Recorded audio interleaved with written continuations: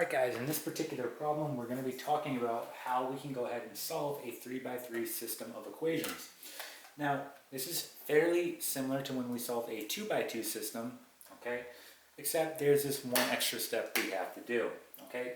So looking at our system here, right, we have three equations. Your first step that you want to do is you want to go ahead and label each one of your equations. So for example, I'm going to go ahead and call this equation 1. I'm going to call this equation 2, and I'm going to call this equation 3. Now our goal here is to bring it down to a 2x2 system, and then we'll be able to solve. Alright? In order to do that though, we're going to have to eliminate a common variable. So for example, I'm going to work with equation 1 and 2. So I'm going to say 1 and 2. Okay, and I want to eliminate a variable here. Well, looking at it, the path of least resistance, right? Look at my z here. I have a 4z and a negative 4z. Using the elimination method here, those will simply cancel out, and I'll be left with x and y. So that's exactly what I'm going to do with equation 1 and equation 2. So I'm going to have negative 2x, negative 2x plus 4y plus 4z equal to 16, okay? And then I have 4x plus 4y minus 4z equal to 16. So again, we want to use the elimination method here, so we're simply just adding, right? And notice, right, 4z and a negative 4z, that cancels. That's what we wanted to do, right? And now all we have to do is do this addition here. So negative 2x plus 4x gives us 2x. Then we have plus 8y equal to 32. Okay? So now we have a new equation, right? Our next step is to do the same process with two other equations. So for example, I used equation 1 and 2. I now have to do the same process with either equation 1 and 3 or 2 and 3. I can't use 1 and 2 again, right? So it's totally up to you. In this case, I'm just going to use equation 2 and 3, all right? So I'm going to write 2 and 3 here. Again, you could have used equation 1 and 3, doesn't matter. And let's just go ahead and talk about what we need to do here. Well, since I eliminated z here, right, I want to do the same thing here. I want to eliminate z. That way, I'll have a 2x2 system, right, with my two new equations that I create. So, in order to do that, look what we need to do. Looking at the top, I'm going to have to multiply all my terms here by negative 3. That will give me positive 12z. And if I multiply equation 3 here, all my terms by 4, right, that will give me negative 12z. And those will cancel. Okay, so doing that out, let's go ahead and do it. We're multiplying equation 2, all our terms, by negative 3. So negative 3 times 4, we're going to get negative 12x. Okay, same thing here, we get negative 12y.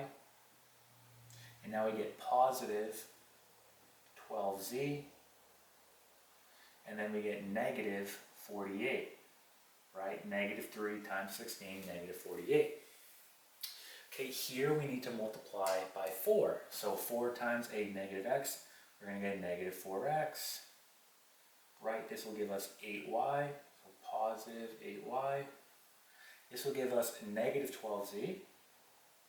And again, you can see this is exactly what we wanted, because when we go ahead and use the elimination method, okay, this will simply cancel out and we'll be left with x and y.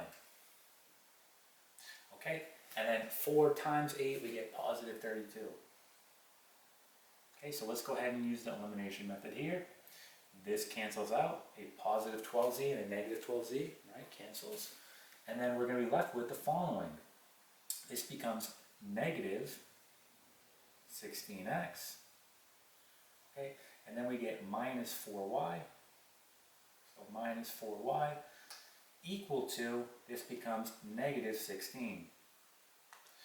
So now we have two new equations that we created. So essentially I have a 2x2 system. And what I can do here now is solve for one of the variables, right? And we're going to do the same thing using the elimination method. So I'm going to write my two equations right here. So I have 2x plus 8y equal to 32. Then I have negative 16x minus 4y equal to negative 16. So using the elimination method here, right, we want to eliminate one of our variables and then we'll be able to solve, right? So for example, looking here, I'm looking at my x. If I simply multiply this top equation by 8, right, that will eliminate my x variable and I'll be able to solve for y. So multiplying all my terms, right, of my equation, right, we have to multiply all our terms, that way we balance the equation, we'll be able to do that. So again, I'm going to multiply by 8 here. So 8 times 2x, that's going to give me positive 16x. So I'm just going to replace this with positive 16x. Okay? 8 times 8y, well that gives me positive 64y. So now I get positive 64y. Okay, and then 8 times 32, okay, we're going to get 256 here.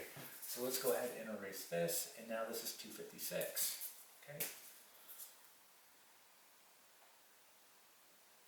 Now we can go ahead and use the elimination method. Notice that the x variable naturally cancels. This becomes 60y, right, and this becomes 240. All we have to do now is simply divide by 60. So 240 divided by 60, we're going to get 4 here. So y equals 4. So y equals 4. All right, so we found one value for one of these variables. Right? We know that y equals 4. Now it becomes pretty simple. All we have to do is go back to one of our equations that we created, plug in y, and solve for x. So I'm going to go ahead and use this one. And again, you could use this one. This one just looks a little bit simpler. So I'm going to go ahead and use this equation. So let's erase this. And let's go ahead and do this. So I have 2x plus 8 times 4, right? Replacing the y with what it is, equal to 32. This becomes 2x plus 32 equal to 32. Subtract 32 on both sides. And we're simply going to get here 2x equal to 0, right? Divide by 2. 0 divided by 2 is 0. So x here equals 0. So x is equal to 0. So x equals 0. Now, okay, since we have two values for two of our variables, we go back to one of our originals and we simply solve for that missing variable, which in this case is z. So let's go ahead and do that. And I'm just going to use equation 1. Again, you could use any of the three. I'm just using equation 1. So let's go ahead and do that. So I have negative 2. We determine that x is 0. Okay, plus 4y we determined is 4. Plus 4z equal to 16. Okay, let's go ahead and do this out. So this simply just becomes 0. Right, so we don't have to write anything. And this is 16.